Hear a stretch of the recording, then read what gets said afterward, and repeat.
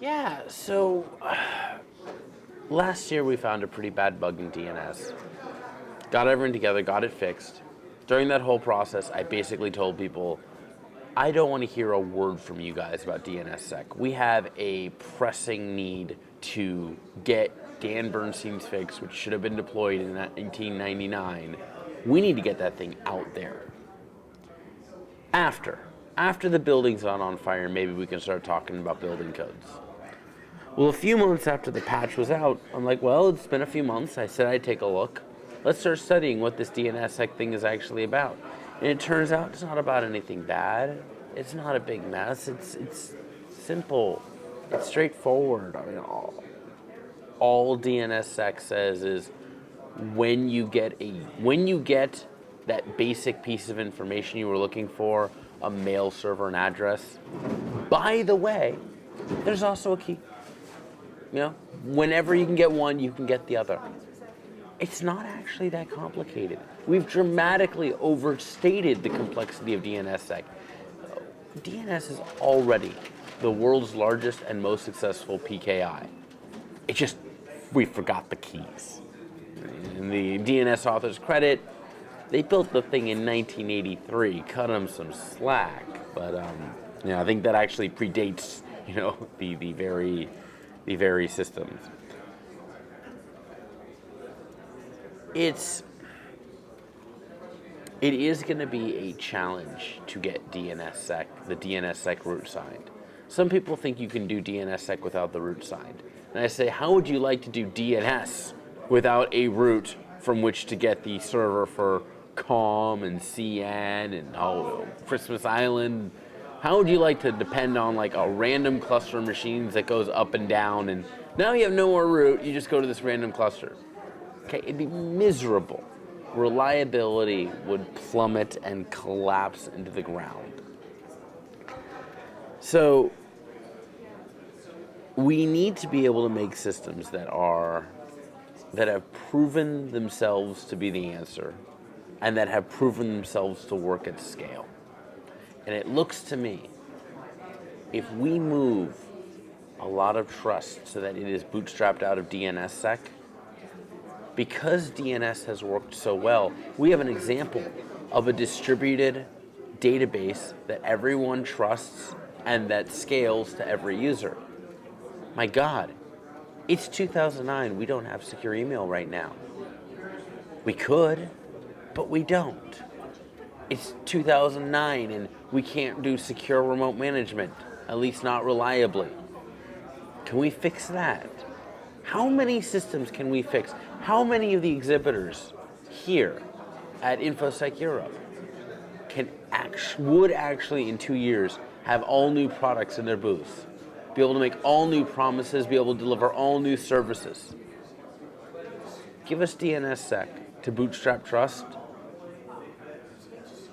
and we can have a way. We can finally find a way to get universal. We can finally get a way to get universal adoption compared to the present system, which is messy. I'm sorry, the SSLCA is just, they're not working. They're just not.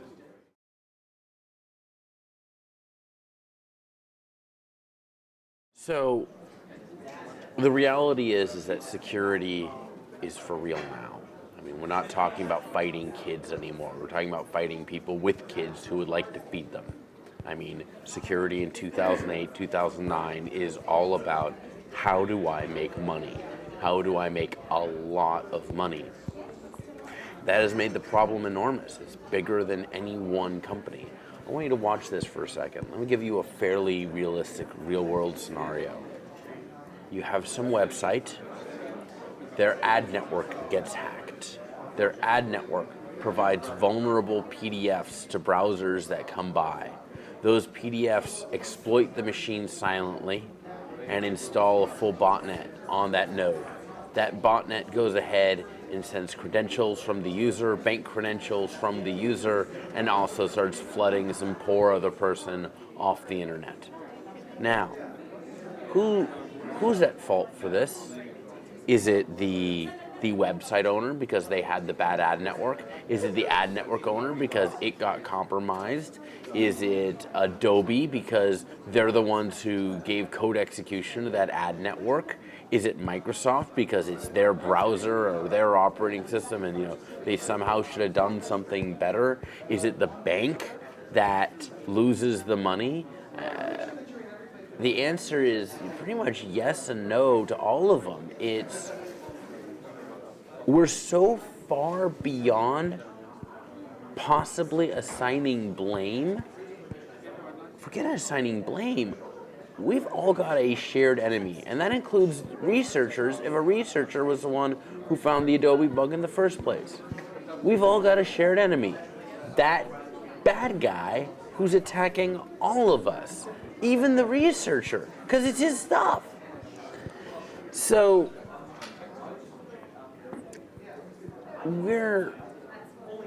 we have to look at the problems we face today as not, oh no, vendors and researchers can't work along together.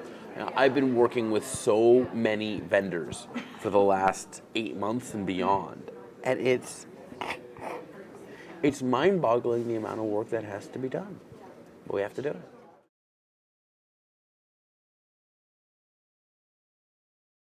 My take is that the hand-wringing about the social networks is more and more of security, not understanding there are important things in the world besides security.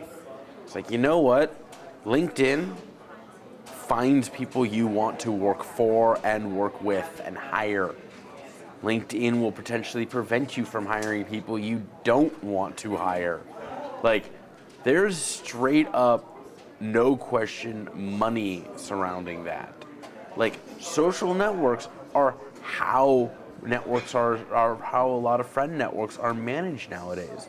It's how it's done. What, you don't want your staff knowing anyone? You think you're going to keep them long if they don't?